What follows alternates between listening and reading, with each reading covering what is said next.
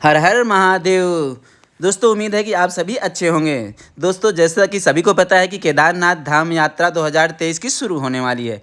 इस वीडियो में मैं आपको A to Z जानकारी देने वाला हूं, जिसमें कि आपको पूरी यात्रा से संबंधित और बुकिंग, हेलीकॉप्टर बुकिंग, रूम का, और वहां पे कैसे रुके, किस टाइम में चढ़ाई करें, किस टाइम में पहुंचे, पूरी A to Z जानकारी देने वाला हूं। तो दोस्तों अगर आपने अभी तक मेरे चैनल को सब्सक्राइब नहीं किया है तो प्लीज़ चैनल को सब्सक्राइब कर लीजिए और लाइक का बटन दबा दीजिए। तो सबसे पहले बात करते हैं ओपनिंग और क्लोजिंग की। तो 2023 में केदारनाथ धाम की यात्रा 25 अप्रैल से शुरू हो रही है और 25 अप्रैल को 6:20 पर कपाट खुल जाएंगे। और अगर आप ओपनिंग सेरेमनी पर जाना चाहते हैं तो 23 या 24 अप्रैल को आप ट्रैकिंग कर सकते हैं और कपाट बंद होंगे दिवाली के दूसरे दिन यानी भाई दूज को। तो इस बार 14 नवंबर की दिवाली है तो 15 या 16 नवंबर को कपाट बंद हो जाएंगे। तो आप 25 अप्रैल से नवंबर मिड तक यात्रा कर सकते हैं दोस्तों। तो दोस्तों सबसे पहले जानते हैं यात्रा कैसे करनी है। तो यात्रा करने के लिए इस बार आपको उत्तराखंड टूरिज्म बोर्ड से आपको रजिस्ट्रेशन कराना होगा। अगर आप उस पर नहीं करवा सकते तो ये नंबर है, इस नंबर पे भी आप SMS करके रजिस्ट्रेशन करवा सकते हैं। और अगर आपकी एज 50+ है तो आपको मेडिकल सर्टिफिकेट अनिवार्य हो गया। और इसमें कोई बड़ी नहीं है, नॉर्मल सी ये टेस्ट है, ये आपको करवा लेना है और आपको अपने साथ मेडिकल सर्टिफिकेट की कॉपी ले जाना है। दोस्तों अब प्लान करेंगे हम यात्रा का कि हमें कैसे जाना है और कहाँ से जाना है और किराया क्या लगता है। दोस्तों आपको सबसे पहले पहुँचना है हरिद्वार, और हरिद्वार आप बस, ट्रेन, टैक्सी और खुद के साधन से या प्लेन से बहुत आसानी से पहुँच सकते हैं। देश के किसी भी कोने से यहाँ आना बहुत ही आसान है और कोशिश करें कि यहाँ पर आप सुबह 4 बजे से 8 बजे के बीच में ज़रूर पहुँचें। और दोस्तों हरिद्वार से मिल जाती है बस, जिसका किराया होता है 1000 रुपये के आसपास। और यहाँ का किराया फिक्स नहीं होता, तो कम ज़्यादा होता रहता है। अगर आपको गवर्नमेंट की बस से जाना है तो वो मिलती है ऋषिकेश से। और दोनों ही जगह से बस सुबह 4 बजे से 8 बजे तक मिलती रहती है। और यहाँ से आप कैब से भी जा सकते हैं। कैब का शेयरिंग का किराया 1000 से 1500 रुपये के बीच होता है। और अगर आपको पर्सनल करनी है तो उसका किराया 15,000, 10-12,000, मतलब जो आप जितने में आप तय कर लो। और दोस्तों हरिद्वार से सोनप्रयाग की दूरी है 236 किलोमीटर की। और दोस्तों आप अगर हरिद्वार पहुँचते हैं 9:30 बजे के बाद, चूँकि यहाँ 9:30 तक मैक्स टू मैक्स बस की सेवा होती है, तो आप यहाँ से रुद्रप्रयाग के लिए निकल सकते हैं। और उसके बाद में आप वहाँ चाहें तो रात नाइट स्टे करके सुबह जा सकते हैं। वहाँ सुबह बस मिल जाती है, 5 बजे से बस मिलने लगती है। वहाँ से आप 4-5 घंटे में पहुँच जाएंगे और सेम डे आप वहाँ पे ट्रैकिंग शुरू कर सकते हैं। और वहाँ से आप नहीं तो चाहें तो अगर आपको रात ही पहुँचना है तो टेम्पो ट्रैवलर वगैरह ये सब होते हैं, मगर उनका किराया फ्लक्चुएट होता रहता है, उनका रेट फिक्स नहीं होता है, वो कम ज़्यादा करते रहते हैं। और वहाँ पे आप पहले से कभी बुक ना करें। यहाँ पे आप सोचे पहले से बुकिंग कर लें तो वो कई बार मना कर देते हैं या कुछ रीज़न बता देते हैं, तो यहाँ आके ही बुकिंग करें। तो और अगर आप अपने साधन से जाना चाहते हैं रुद्रप्रयाग तो ये NH7 पर पड़ता है। और उसके बाद रुद्रप्रयाग के बाद आपको NH 107 पर आवाजाही करनी पड़ती है। और हरिद्वार से रुद्रप्रयाग की दूरी 164 किलोमीटर है और रुद्रप्रयाग से सोनप्रयाग की दूरी है 72 किलोमीटर, जहां आप टैक्सी, बस से आसानी से पहुंच सकते हैं। और दोस्तों अगर आप सोनप्रयाग अपने साधन से पहुंच रहे हैं तो यहाँ पे सोनप्रयाग में और सीतापुर में प्रशासन द्वारा पार्किंग की अच्छी व्यवस्था की गई है और इसमें आपको कुछ शुल्क देना होता है। फिर आप यहाँ पे कितने टाइम के लिए वाहन पार्क कर रहे हैं उस हिसाब से आपको शुल्क देना पड़ता है। अब सोनप्रयाग से आपको जाना होता है गौरीकुंड, और गौरीकुंड के लिए यहाँ सोनप्रयाग से पड़ता है 5 किलोमीटर की दूरी है, जो कि गवर्नमेंट की शटल भी चलती हैं और प्लस प्राइवेट टैक्सी भी वहाँ से चलती हैं। तो आपको अगर आप सेम डे पहुँच जाते हैं, अगर आप हरिद्वार से टाइम से निकलते हैं तो आप सेम डे पहुँच जाएंगे वहाँ 7-8 बजे तक। और उसके बाद आप वहाँ रुक सकते हैं, स्टे करके आप मॉर्निंग में गौरीकुंड पहुँच के अपनी यात्रा शुरू कर सकते हैं। या फिर आप गौरीकुंड में ही रुक सकते हैं, तो उसके लिए आप वहाँ से शटल या प्राइवेट टैक्सी से आराम से गौरीकुंड आ सकते हैं और गौरीकुंड में नाइट स्टे करके मॉर्निंग में यहाँ से यात्रा शुरू कर सकते हैं। दोस्तों अब बात करते हैं हेलीकॉप्टर की सेवा की।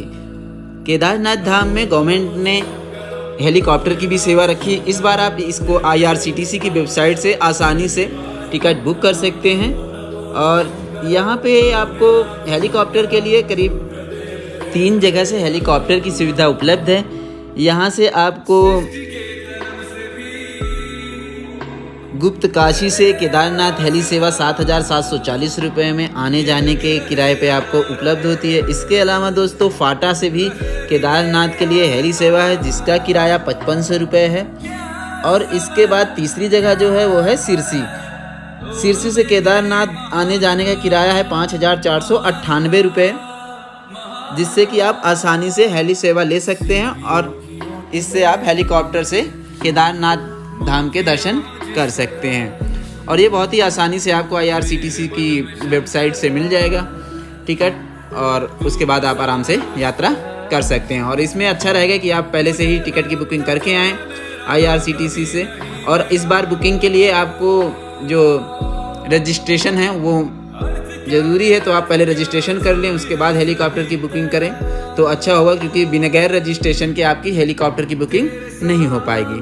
और दोस्तों उसके बाद अब आप अगर पैदल यात्रा कर रहे हैं तो आपको शुरू करनी है गौरी कुंड से। सुबह 3 से 5 के बीच में आराम से यात्रा शुरू कर सकते हैं। उसके बाद में आप यहाँ से ट्रैकिंग शुरू कर सकते हैं। यहाँ से आप डोली भी ले सकते हैं, डोली जो कि बेसिकली बुजुर्गों के लिए है, तो इसका किराया 10 से 15 हज़ार रुपये के आसपास है वेट के हिसाब से। आप यहाँ से खच्चर भी ले सकते हैं जिसका किराया 3,000 से 5,000 रुपये के बीच में है, और आप यहाँ से ट्रैकिंग भी कर सकते हैं। पर अगर आप यहाँ से ट्रैकिंग कर रहे हैं तो सबसे अच्छा है कि आप सुबह पहले आप थोड़ा सा मीठा ले लीजिए, ग्लूकोज वगैरह रख लीजिए, और सुबह आप नाश्ता करके निकलिए, और साथ में एक पानी की बोतल रख लीजिए, और रास्ते में आप जगह जगह पर उसको फिल करते चलिए।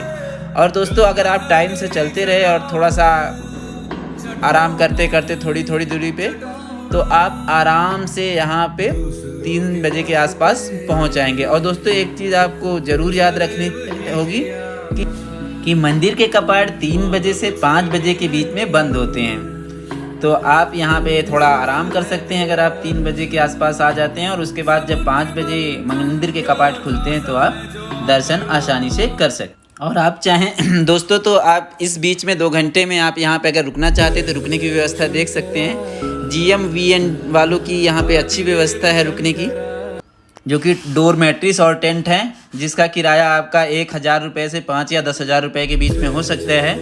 तो यहाँ आप इस बीच में देख सकते हैं और आराम कर सकते हैं। उसके बाद में आप जब 5 बजे खुले तो दर्शन कर सकते हैं, और संध्या आरती आपको देखकर एकदम आपकी सारी थकान दूर हो जाती है दोस्तों। और दोस्तों आप अगर भैरव के दर्शन करना चाहते हैं तो पीछे आपको यहाँ से 1 किलोमीटर और ट्रैक करना पड़ता है, उसके बाद आप भैरव के भी दर्शन कर सकते हैं। और बाबा केदारनाथ के मंदिर के पीछे ही आदिगुरु शंकराचार्य की भी प्रतिमा है, जो कि पिछले साल श्री नरेंद्र मोदी जी जो प्रधानमंत्री हमारे हैं उन्होंने उसका उद्घाटन किया था, तो आप उसके भी दर्शन कर सकते हैं। और वहाँ पे थोड़ा टाइम आप शांति से बैठ भी सकते हैं। और दोस्तों उसके बाद अगर आप जब नीचे, दोस्तों यहाँ पे आपको बहुत आसानी से दर्शन हो जाते हैं, पर यहाँ आप जब ऊपर आते हैं यहाँ पे भीड़ काफ़ी होती है, तो इसके लिए भी आपको कई बार 2-3 घंटे लाइन लगानी पड़ जाती है, उसके बाद ही दर्शन हो पाते हैं। और यहाँ पे एक पीछे ही मंदिर के भीमशिला है, जिसको आपको पता ही होगा, जब यहाँ पे दैवीय आपदा आई थी जब आज से 5 साल पहले, तो यहाँ पे उसी भीमशिला की वजह से ही कहा जाता है कि उसने ही पूरे जो मंदिर पे आ रहा था पूरा चारों तरफ से पहाड़, तो उसको रोका था, और इसलिए उस भीमशिला की भी पूजा की जाती है। तो आप उसके भी दर्शन कर सकते हैं, पूजा कर सकते हैं, वो एकदम मंदिर से पीछे ही है। और यहाँ पे आप थोड़ी देर आसानी से सुकून से बैठ सकते हैं, और उसके बाद में आप यहाँ से नीचे उतर सकते हैं। अगर आपके पास टाइम हो तो आप मंदाकिनी नदी का भी आनंद उठा सकते हैं, उसको देख सकते हैं। वहाँ पे आपको 12 महीने तक करने वाले ऋषि मुनि मिल जाएंगे। और दोस्तों यहाँ पे जहाँ पे प्रधानमंत्री जी ने आपने देखा होगा, प्रधानमंत्री जी ने भी यहाँ पे साधना की थी, तो वहाँ पे भी आप साधना कर सकते हैं अगर आप पे टाइम है तो। उसका किराया लगता है 1,000 से 1,500 रुपये आपको देने होते हैं, और वहाँ पे भी आप साधना कर सकते हैं बैठ के, और श्री भोले शंकर का ध्यान लगा सकते हैं। और ये बहुत ही सुंदर जगह है, बहुत ही। और दोस्तों यहाँ पे आप काफ़ी टाइम रह सकते हैं, मतलब 2-3 घंटे आराम करने के बाद आप नीचे उतर सकते हैं। और यहाँ पे इतना ज़्यादा तो नहीं है, खाने पीने की चीज़ें इतनी नहीं है, पर है क्योंकि यहाँ पे काफ़ी जो गवर्नमेंट ने काफ़ी काम किया है, आपदा के बाद में यहाँ पे काफ़ी चीज़ों को अच्छा कर दिया गया है। और दर्शन भी बड़े आसानी से हो जाते हैं। तो आप उसके बाद में यहाँ से उतरने में लगभग आपको लग जाते हैं 6 से 7 घंटे। तो आप अगर हम लोग जब गए थे तो हम आराम से रात करीबन 10:30 बजे तक नीचे उतर आए थे और सुबह हमने यात्रा शुरू करी थी 4 बजे के आसपास, 4 से 5 बजे के आसपास। और वहाँ ऊपर लाइन में भी 2-3 घंटे हमें लगना पड़ा था। तो हम आसानी से आ गए थे और उसके बाद हमने वहीं गौरीकुंड से हमें टैक्सी मिल गई थी जो कि कैब थी और लास्ट ही थी। हम बहुत भाग्यशाली थे कि वहाँ से मिल गए थे और हम उसके बाद सोनप्रयाग आ गए थे और सोनप्रयाग में हमने नाइट स्टे किया था जो कि। और दोस्तों यहाँ पे आपको टैक्सी के लिए भी लाइन लगानी होती है, काफ़ी भीड़ हो जाती है। और दोस्तों पूरे रास्ते में काफ़ी आप आराम से उतरें, ज़्यादा भाग दौड़ ना करें तो आसानी से आप पूरी यात्रा पूरी कर सकते हैं। और गौरीकुंड में हमें स्टे के लिए 5,000 रुपये पे करने थे और बड़ी मुश्किल से मिला था वहाँ पे रूम, काफ़ी ढूंढने के बाद में। और हम आसानी से सुबह वहाँ रुकने की वजह से 4 बजे 4 से 5 के बीच में अपनी यात्रा शुरू कर पाए थे। और दोस्तों यहाँ पे सोनप्रयाग में हमें 800 रुपये में मिला था। और यहाँ पे क्या होता है कि डोरमेट्रीज ली थी हमने और होटल आपको 2,500-3 हज़ार रुपये का मिलते हैं। तो और यहीं से बस सुबह मॉर्निंग में निकलती है, जैसे आपको हरिद्वार से मिली थी वैसे यहाँ भी मॉर्निंग में 4 बजे से निकलती है। तो आप रात भी टिकट ले सकते हैं और सुबह मॉर्निंग में भी टिकट ले सकते हैं, आसानी से मिल जाती है। और दोस्तों अगर चैनल को अभी तक सब्सक्राइब नहीं किया तो प्लीज़ सब्सक्राइब कर लें। जय भोले शंकर, मिलते हैं अगली वीडियो में।